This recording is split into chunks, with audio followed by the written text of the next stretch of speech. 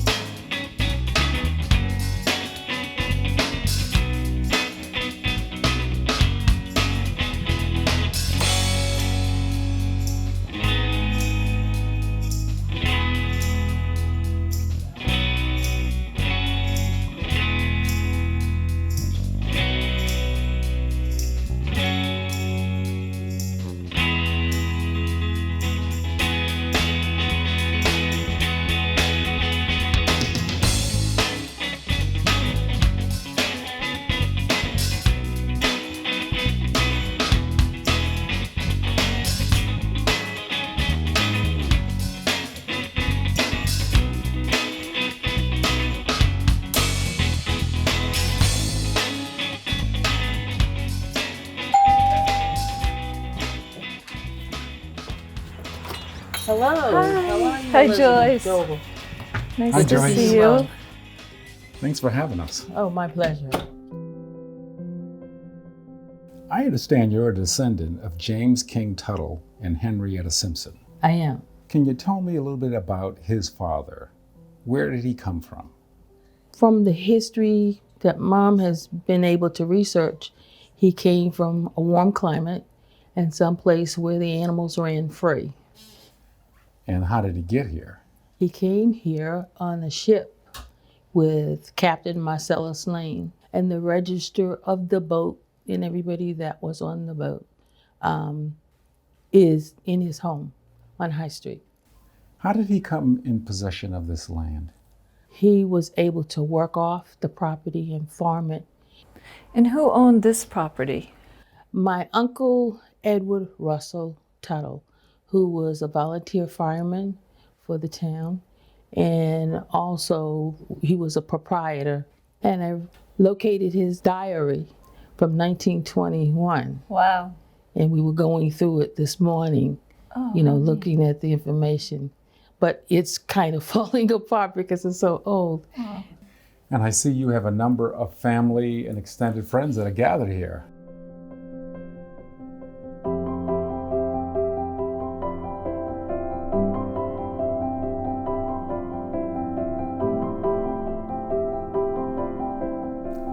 And Marian, Yes. as I understand it, as well as being a member of this very extensive family lineage, that you also had a hand in advancing some of the research. It started because I wanted to be proud of one of my grandchildren, to be proud of their family. I knew they had struggled to have things as they wanted them, and they struggled to do so. And the more I researched, the more interesting it became. You were the honorary chair of the Tuttle and Simpson family reunion of 2015. Is that right? Definitely, yes. Oh my goodness, so many people that were interesting. And I also met the chief of the tribe. She came and we became one. We had our naming service and people came, and it was very, very lovely. And found out that we weren't just always here, we were down on an island. And that was at Martha's Vineyard there. And that's where my great-grandmother came from. And I asked the chief one day, how in the world did they get from there to here? She said, good canoes. So that was a joke between us, but we all got scattered about. Rosa, you were part of this research that took place. Tell me, what were some of the interesting finds? Now, the research showed that she was Wampanoag, Chappaquiddick Indian, but when I got started, it showed that she was Pequot, all of it, Nipmuc. I mean, every one of the tribes that's here, every one of the nation, she is affiliated with it. So that booklet that I did, all the cousins got together, and it was important that they get her DNA because that was something that was missing that we needed to have. And once we got the DNA, and it showed that she was 27% indigenous Indian, we went to work. And I knew that everything that we were finding at that time was true.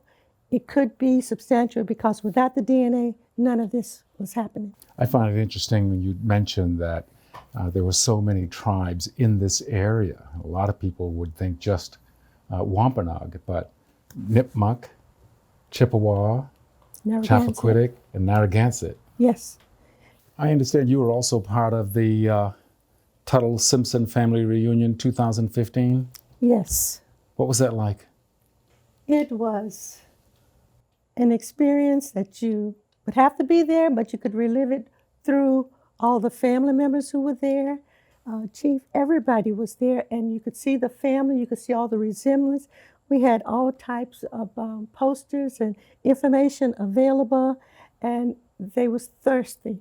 Everybody was thirsty to hear and to read and to see about their heritage. They were so pleased to know that people existed in their family line that they could begin to relate to, and they were all colors.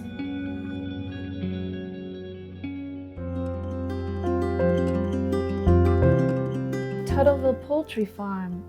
Did poultry farming take place here, and what other work did the community do? The chicken farm was by my Uncle Russ. Uncle Russ was a gay old guy. He liked to drive fast and had homebrew and stuff. And that chicken business was his main solution. We didn't have to work too hard to keep things going. And the economy itself was more or less shoe business. Boating, making boats. They had a little shop down here across the street from Roundtree's where they built small craft. And it was very active, and most people worked in the shoe shops, I think. Uncle Russ was a volunteer fireman Yes, in the town. he and Grandpa. We have a picture there of him in his uniform. And I was told that that was a prestigious job to be a fireman and a volunteer. You can tell by the medals on his uniform that he was in good standing with the fire department. And our great-grandmother, Henrietta, her husband died early on, and so she had children, and she had the big house, and so she made the best of the home that she could. So she did country days during the summer, and she went through the YMCA, to get people, and they stayed for a week. The whole family came with the kids in camp. So she made ice cream with them. She took them on trips to the beach. She took them out and showed them how to plant a garden, how to pick things from the garden and have nutritional meals.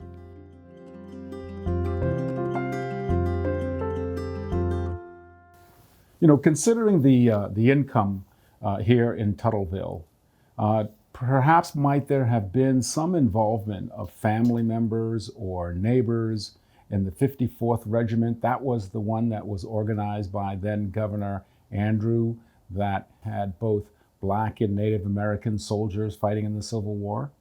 Yes.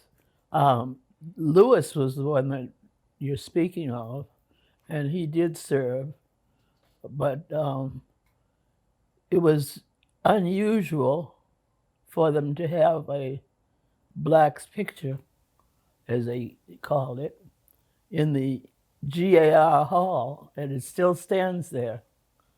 He migrated to Bridgewater, where he had a family there. He married an Indian princess and lived a relatively happy life after the 54th.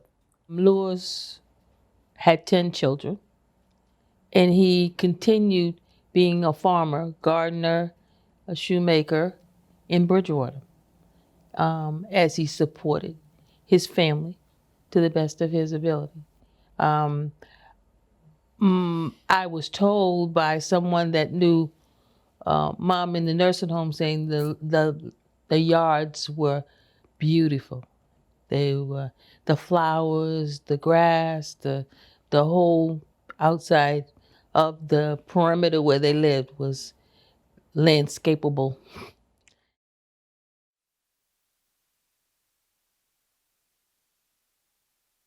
It's my understanding that James King Tuttle also made an effort to secure land and money for a church that sits at the intersection of Ward. $1,500, which was a lot of money at that time.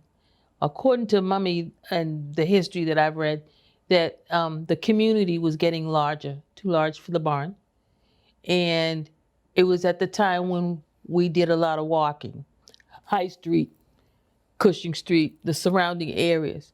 And it was too far for us to walk or get downtown Hingham. And they needed a place close by, so they petitioned the town.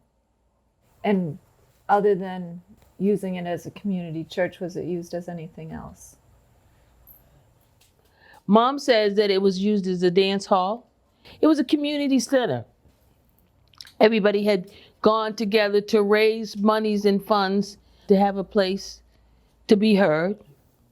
I've heard that the Free Christian Mission marked the end of Tuttleville. What does that mean to you? What's the story behind that phrase? I take it as the beginning, depending on which way you're coming from, the beginning of Tuttleville or the end going towards Cushing Street. But it was the end of an era of where community was the resource, or the church was the resource of the community, and where we all met and supported one another. So many families lived here in Tuttleville, and yet they moved away. Was there any type of tension in the community? I remember Police Chief Oscar Beck saying that he had had some complaints about, so many people being of color on Ward Street. And they didn't particularly, like some of the folks and whatever else. And he says, well, we'll have none of that. Those people were here before we came. This is their territory. Either you get with the program or move on. Because he says, as police chief, we want fair and economical things going on here, and we will make no discrepancy between those that were here and those that are coming here. Why did a lot of people move away? I personally moved away because I was trying to find socialization and somebody to take me to the prom, because it was still prejudices that were going on, and blacks didn't date whites per se. And when her times, it was still prevalent in my times when I graduated in '66. So I was running to Brockton, Whitman, Hanson, Boston, the city, looking for dates and community. I went away to a historically black college. We went for jobs, we went to better ourselves. You go where you can find employment. And you do the best you can with where you bloom. You have such a beautiful historic home. Are there other structures still standing? Yes, there are.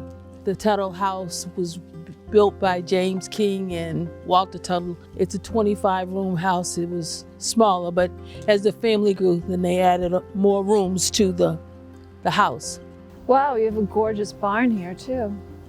Yes, it was built by the family and the shipbuilders, and that's what's left of it. It's now storage, but we used to have many family functions in the barn. Hi, Brad, how are you? Hi, how you doing? Good to see you. Good to see you. You too. Very nice. Hi, Paula. My cousin. Hi, everyone. Hello. Who all do we have here? Nice to meet you. I'm Paula Gentry. Paula, Joe. Nice to meet Good to you, see Joe. And Brad. Brad. Pleasure. Pleasure. Wow, this is quite a barn you've got going on here. Can you tell me a little bit about its uses and its history? I'm not really sure when it was built, but it's over 100 years old. I can validate that. And that because our relatives were, ancestors were shipbuilders and builders, that they built this very similar to what they would use in building a ship.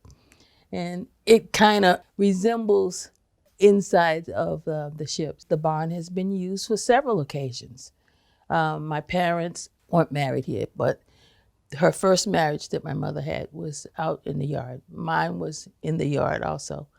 And my bridal shower and other occasions we have used the barn. So it's been community service, family needs, whatever that was, at the specific time, and reunions. I heard that there were some really great parties that were held here over the years. Can you tell us a little bit about them? Yes. Besides my parents having the anniversary party here, as I was growing up, we used to have parties here so that my parents would know who we were connecting with, who they were, and they would chaperone. So this barn really served as a community meeting place for many of the families here on Ward Street in the early years, the Fairhurst families, the Bonito families, the DeLuz families. My mother said that she started the South Shore Citizens Club. My grandfather was an ambassador for, I guess, the South Shore area for military men who were in the area and wanted to meet nice young women. And that's how my father met my mother and my aunt met her husband. And so that many people have love stories or connections here from the barn. That's how my father met my mother. Mm-hmm. Okay, he was in the military also. He was in the Navy. Right. Joyce, considering your family history, you also have Native American Indian on the Simpson side. Could you tell us a little bit about that? We have it on the Simpson side, and one of the Tuttles, who was a Simpson, originally married someone who was from Worcester. Well, our great-grandmother was Nipmuc. She belonged to the Nipmuc tribe. Her name was Laura Vickers. I did a little research into it, and they wanted us to be members of their tribe, but we chose to be Wampanoag. We chose that because we found out recently that that was who we came from. And we found out that we are a distant relative, Massasoit. And one of the goals that he had was to keep us from fighting one another. And also because of the War of 1812, that we lost so many Native Americans, that he wanted us to know one another and love one another and care for one another. My cousin Linda will probably bring us up to date on the Chappaquiddick side of the family. Hello, Chief Yellowfeather. Hi. Hi. Glad you could join us. Thank you. You know, I understand that the term Wampanoag is often referred to among the Chappaquiddick, but is that the proper reference?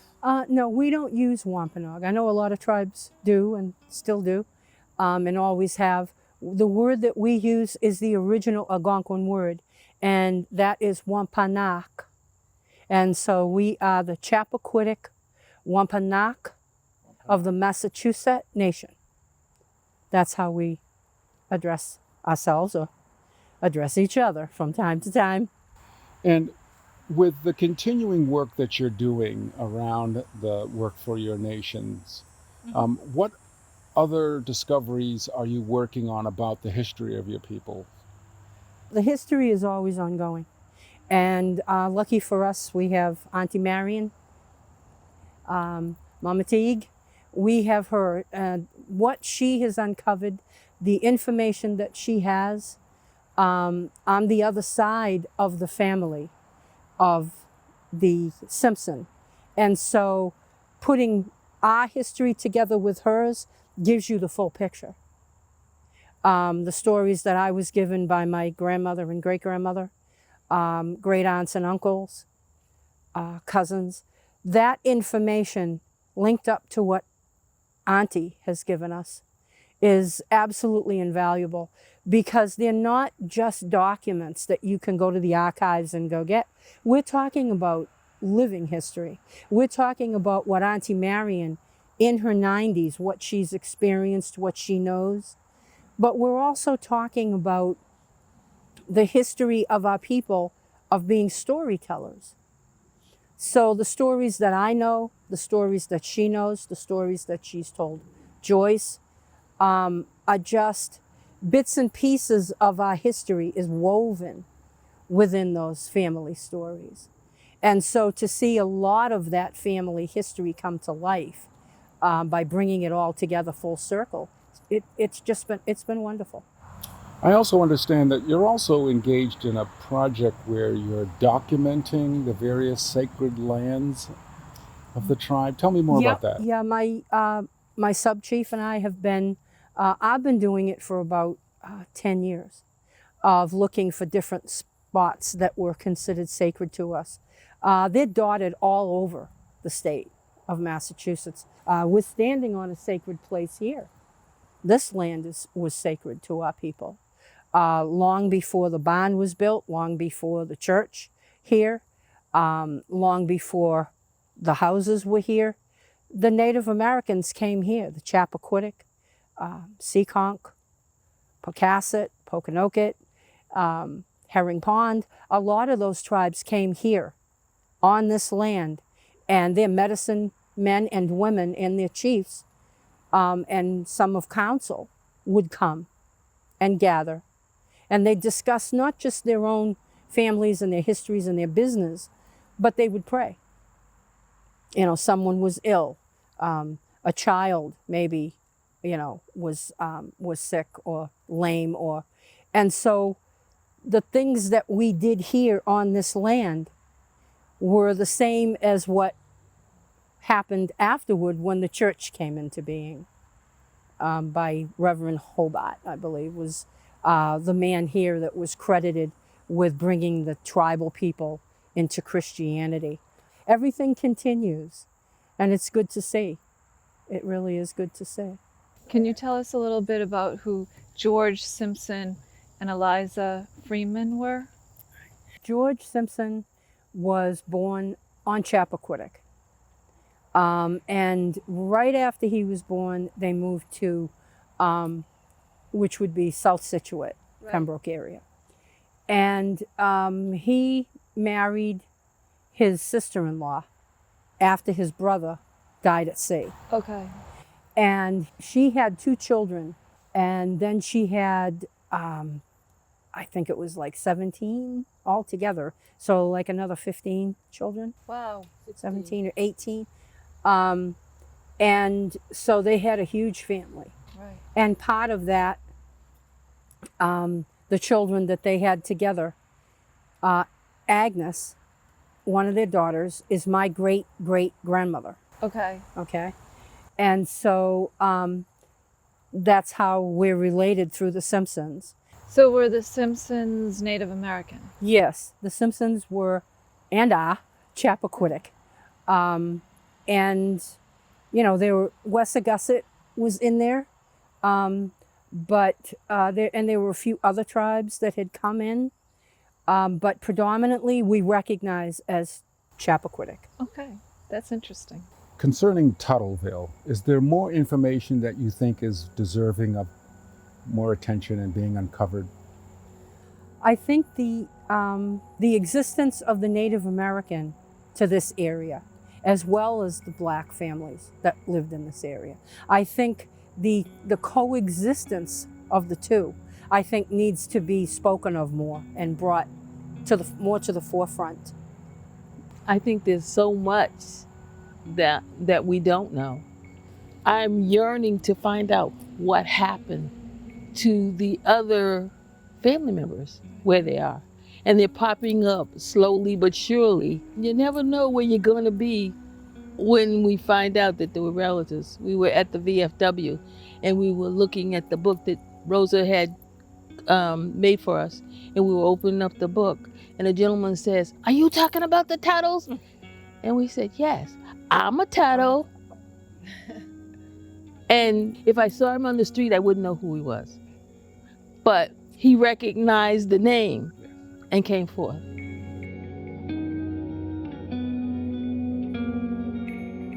Wow, Joe, who would ever have thought that there is so much history that lay uncovered and undiscovered right here in Hingham?